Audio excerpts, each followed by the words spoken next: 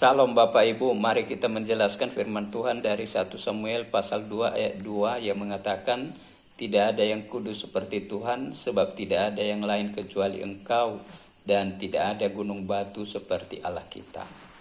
Dalam bahasa Inggris dikatakan, no one is holy like the Lord, there is no one other than you, there is no rock like our God. Dalam ayat Alkitab tersebut di atas, beberapa hal yang perlu kita pahami antara lain. Yang pertama, tidak ada yang kudus seperti Tuhan. No one is holy like the Lord. Artinya di sini hanya Tuhan yang kudus. Dan Tuhan itu adalah sebagai sumber kekudusan. Tentu dalam hal ini juga karena Tuhan itu adalah kudus, maka kita juga sebagai umatnya, kita harus kudus, kita harus menjaga kekudusan dalam segala hal yang kita lakukan di dunia ini.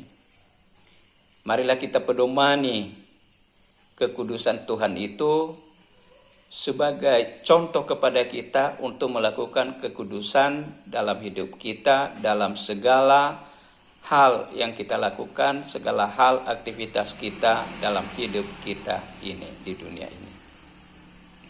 Dalam ayat Alkitab tersebut di atas merupakan ucapan syukur, ya, seorang perempuan yang bernama Hana, karena Tuhan telah mengabulkan permohonan Hana ini untuk memperoleh anak yang bernama Samuel. Walaupun kita ketahui sebelumnya bahwa Hana ini adalah seorang perempuan yang mandul, tetapi karena dia sungguh-sungguh berdoa kepada Tuhan dan dia juga selalu menjaga kekudusan, maka dikaruniailah kepadanya seorang anak yang bernama Samuel ini, walaupun sebelumnya dia mandul, karena tidak ada yang mustahil bagi Tuhan. Seterusnya, kudus itu dalam bahasa Ibrani disebut dengan kados. Artinya unik, berbeda, dan suci. Di sini juga Hana mengakui bahwa Allah kita itu adalah suatu Allah yang unik, suatu Allah yang berbeda dengan yang lain, dan suatu Allah yang sungguh benar-benar suci. Jadi tentu apa yang kita pedomani dalam perbuatan yang dilakukan oleh Hana ini adalah, yang pertama, kita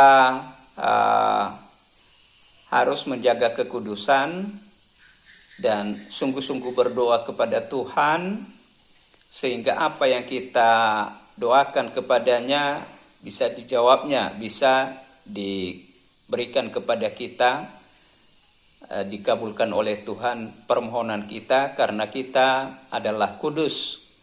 Karena Tuhan kita adalah kudus, maka kita juga harus kudus, senantiasa menjaga kekudusan.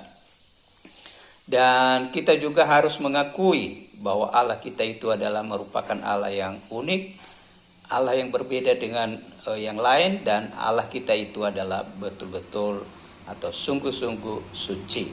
Itu yang perlu kita pedomani dari perbuatan Hana ini dalam kehidupan kita. Yang kedua, yaitu mengenai gunung batu, rock mountain. Di sini Hana menggambarkan bahwa tidak ada yang memiliki kekuatan atau keteguhan seperti Allah. Artinya, dalam firman Tuhan tersebut, Hana mengakui bahwa Allah adalah satu-satunya yang layak dipuja dan dimuliakan. Tentu juga dalam hidup kita ini, sebagai gunung batu kita, Yesus adalah gunung batu keselamatan kita. Maka kita layak memuji dan memuliakan namanya.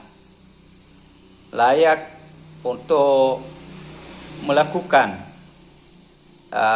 membesarkan namanya,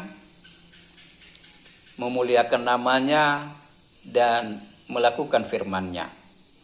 itulah melakukan kehendaknya, itulah yang kita lakukan karena Yesus adalah sebagai gunung batu keselamatan kita dalam hidup kita ini.